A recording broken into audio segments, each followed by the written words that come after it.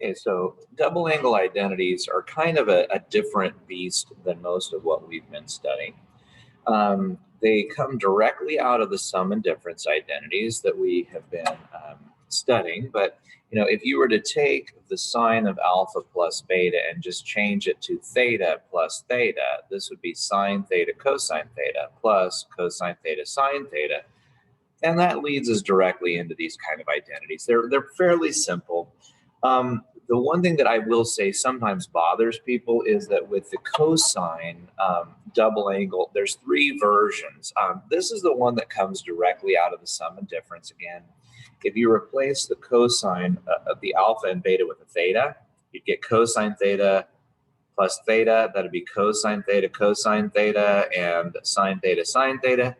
That's where this comes from. But because we know that sine squared is 1 minus cosine squared, and similarly, because cosine squared is 1 minus sine squared, we can substitute that into this, and those produce these two different identities that are equivalent, that are usually considered a little bit easier, because to do this particular version, you need both the cosine and the sine to evaluate. But in this version right here, all you need is either the sine or the cosine. So again, those come directly out of them. They're not particularly significant in certain cases, like we don't really need to use them for unit circle. I could play a silly little game this way. Like, for example, I could say, well, what is the cosine of 2 pi over 3? Well, in a sense, if I were to think of theta as pi over 3, I did double pi over 3. Now, we already should know from our time in the unit circle that answer is -1/2, but just for fun, I'm going to show you how we could do that. So again, what I'm going to do is I'm going to think of this as the cosine of 2 of those pi over 3's, just knowing that theta would be pi over 3. So the cosine of 2 thetas, I'm going to go ahead and grab this one right here, would be 2 cosine squareds, and then a -1. And of course, I could put pi over 3 in that little spot right there. Now, we also know that from our basic unit circle that the cosine of pi over 3 is, in fact, a half. So let's see, 1/2 squared is a quarter. So this would be twice 1/4 minus 1. This would be a half, take away 1. What do you know? It's -1/2. Now, that was kind of silly. We should have already known it was a half based on unit circle, and that it was negative based on it being in the second quadrant. But there are some places where this can be useful. So for example, imagine that we had a situation where we had a triangle where, let's say the sine of theta is equal to negative, well, actually go with positive 3/4. And I told you maybe that the tangent of theta is negative, and I asked you for maybe the sine of 2 theta. So again, I've got this angle that's sitting over here in the second quadrant because the sine is positive and the tangent is negative. The sine being opposite over hypotenuse, making this side, based on the Pythagorean theorem, -√7. So we have our nice little triangle. Now, one thing that's kind of interesting is that the theta that I have right here is somewhere between pi over 2 and pi itself, because this is pi over 2 and that's pi. So interestingly enough, we could double both of those and say this would be 2 pi, because I'm going to double everything. So you'll notice that the double angle identity is going to lead me to some triangle that's actually between pi and 2 pi, so it's down in here. And since I'm asking for the sine, I should know that no matter what, if it's in here, it's going to have to be a negative entity. But it's no big deal. We don't have to know that. We can just write down our identity and trust that the math will take care of itself. So the identity, we just write it down right off of our list above. 2 times the sine, but that was 3/4, times the cosine, and the cosine is -√7 over 4. And so putting it all together, I get -6 roots of 7 over 16. which of course I could reduce ever so slightly to this right here. And so I'm actually kind of referring to some triangle that I don't even know what it looks like. I just happen to know that if I could make it, I've got the ratio of that double angle sine. Now, that's a fairly simple idea. Now, of course, sometimes if we were, say, looking at that same one, and I'll do that a lot on tests where I'll ask you a single triangle, but then ask you to do a few different things. Now, for the cosine, this bothers people because they have three options. And so you could do every single one of them and they would all work and they will all lead to the same answer. But the hint in this particular problem is that I think we should use this one because it involves only the sine, and the sine is information that was given. So if I even made a mistake on my triangle, I can still get the right answer if I used 1 minus 2 sine squareds. And so I'm just going to go ahead and do that real quick. 3/4 is 9/16. And so that would give me 1 minus, well, let's see, I guess that would cancel out to leave an 8, right? 18/16. I guess I'll go ahead and write it that way. 1 minus, I guess that would be 9/8, and I got negative 1/8. 1/8, and that's kind of the end of that story. Now, sometimes what is actually the harder problem for people to figure out is when we change the story a little bit and we start answering some questions revolving the idea of solving an equation dealing with double angle identities. So one of the more common ones would be to say we've got the sine of 2 theta equal to the cosine of theta. Now, if you recall, the sine is a graph that should alternate between up to the number +1 down to -1. It would normally take all the way till 2 pi to satisfy its journey.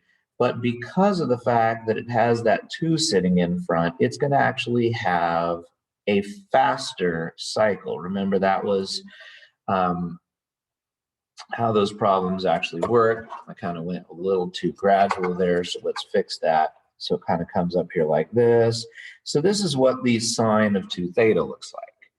Now the cosine of 2 theta, again, starts at the top, it ends back at the top, has this spot down at the bottom, and it kind of goes like this. Well, you can see right away that if I were to graph that, there's actually multiple places where those cross. So in my quick sketch, I see 1, 2, 3, 4 potential answers, and we're going to have to see what we can do with that. So let's see what I can do. So the first thing I would do is anytime you have a double angle and a single angle, then I would just go ahead and tell you to replace that with the identity, because now at least we're only dealing with regular theta. So all of the variables, and you can think of this as a variable, theta. 2 theta is a different variable. It's related, but it's not the same. And so if we go ahead and move things across the equality, you'll notice that we end up with a story that I could factor because these both have a cosine in common. And then what we can do is, because we have this thing set equal to 0, we get to use the zero product property. So there's 2 different stories at play here. One is that the cosine itself was 0, because anything that's 0 times something else will be 0, or if the sine of theta itself is positive 1/2. So I have taken this kind of complicated story. By the way, I don't need the picture, but it's helpful sometimes. And I've set it up and said, okay, well, when is theta equal to 0? So remember, the cosine is the x value. So the x value is 0 at pi/2 and 3 pi/2. So I see 2 of my answers at play right there.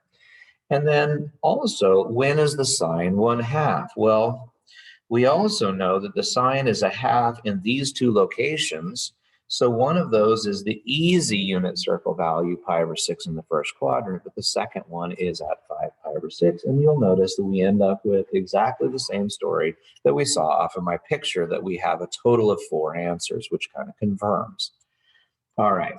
Last question, let's kind of do something similar to the previous one. Instead of saying sine of 2 theta equal cosine theta, what if we changed it up a little bit and said the cosine of 2 theta equals the cosine of theta? So again, I've got this red graph right here being set equal to a double speed red graph. Well, now we have a couple of options. We can either choose the top identity, but I don't think that's be very smart. I think I want to use this identity right here, because if I do, not only do I have cosine on both sides, I also have cosine of just plain old theta on both sides. So it turned into a much easier scenario than where I started. And this is basically a little quadratic in disguise. And I know it doesn't always look like that to everybody, but to get a cosine squared, we need a cosine times a cosine. To get the number 1, we would need a couple of 1s, and I certainly need a negative in there. And so it turns out, if you kind of watch your way through the process, these are the two values that would make that true. So I end up with the cosine of theta being -1/2 and the cosine of theta being 1. Now again, as we mentioned in the previous example, the cosine is x, and the x value is 1 right here to the right. So I'm going to call that 0, and I'm not going to bother to call it 2 pi, since that is just a repeat of the angle 0. And then I also know that the cosine is negative in these two quadrants. So the other two answers that I see are the pi/3 versions of the second and the third quadrant. And that's my overall answer. Now, if you were taking a test and you weren't sure if you had done this problem right, keep in mind we can take a look here on our calculator. So I'm going to ask my calculator to take the cosine of 2x and the cosine of x, because keep in mind that was the question, is when are those two things equal? I'm going to make my window go from 0 to 2 pi. And this isn't really super important, but I'm going to let it go from -1 to 1, because that's kind of what we know happens when we graph sines and cosines. So here's kind of my original cosine graph. You're going to notice 2 periods of it. Here's my second graph, noticing it's just 1. And I do see the angle 0 right here for sure. And then these two angles, which I'm pretty sure are 2 and 4 pi/3. But remember, we did this in class. We can calculate that intersection. And I'm going to move that cursor close to that, hit enter 3 times. Now this weird little decimal, 2.09, I want to know what that is. So what I like to do is I take that answer, I think there's a pi in it, and I hit math, enter, enter. And notice my calculator says it's 2/3. So if I put that pi back in, 2 pi/3 makes sense. But you also can see validation that there's 1, 2, 3 answers. So I'm pretty sure that what I did makes sense. So hopefully that was a helpful little thing to you. And we'll jump back in here and take a look in a little while about the half angle identities, because those are a little trickier. All right, have a good one. Bye-bye.